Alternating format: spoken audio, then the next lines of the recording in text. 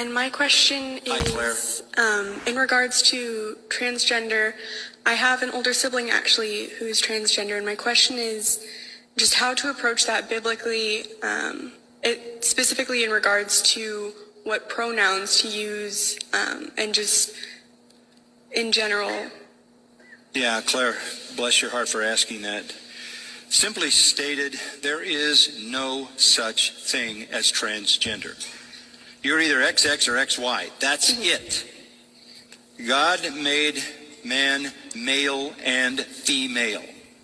That is determined genetically. That is physiology. That is science. That is reality. This notion that you are something other than your biology is a cultural construct intended as an assault on God. Now, your sibling may not see it that way, but that's what it's all about.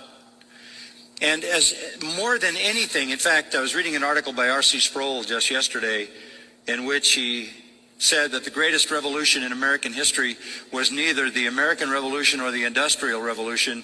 It is the sexual revolution. This has become the most far-reaching, damaging of all revolutions that's ever occurred in this country or any other. The problem with buying into this is it is a kind of personal suicide. It is literally the end of your existence in the way that God designed you. I've said this a few weeks ago. A person who is in the transgender world is 19 times more likely to kill himself or herself, because you have completely cut yourself off from reality and from normal relationships. This is the end of your identity. This is the end of your ability to have a marriage that is a real marriage. It's the end of your ability to have a family. It's the end of your ability to connect and to be a part of a society and a culture and have a future and belong. It is a kind of extreme isolation that can be no more extreme. You can't get more extreme than saying, I am not who I actually am. Because that becomes an utterly imperceptible identity. You literally have disconnected yourself from existence. You aren't who you are. You are some fantasy person in your own mind. Look, this is going to continue to escalate because we live in a world where people are told to construct whatever they want themselves to be. This is what the internet does to people. It allows you to create yourself the way you want to create yourself. You can access whatever is out there, and you can create your own world, your own reality, and you can live in that world. The isolation of this particular aspect of it is so sad and so tragic. I read the other day a surgery was done in Australia on a 5-year-old to do a sex change. These kinds of parents ought to be imprisoned, who would lead a 5-year-old, and what kind of doctor would ever do that in a hospital in Australia?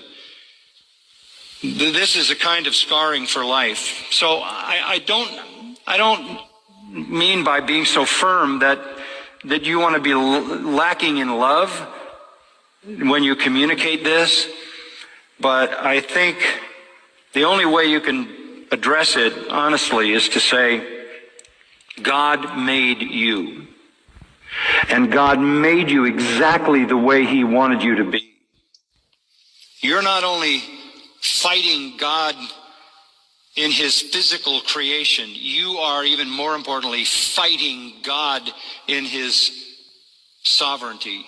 You are fighting God in his spiritual relationship to you. This is a war on God.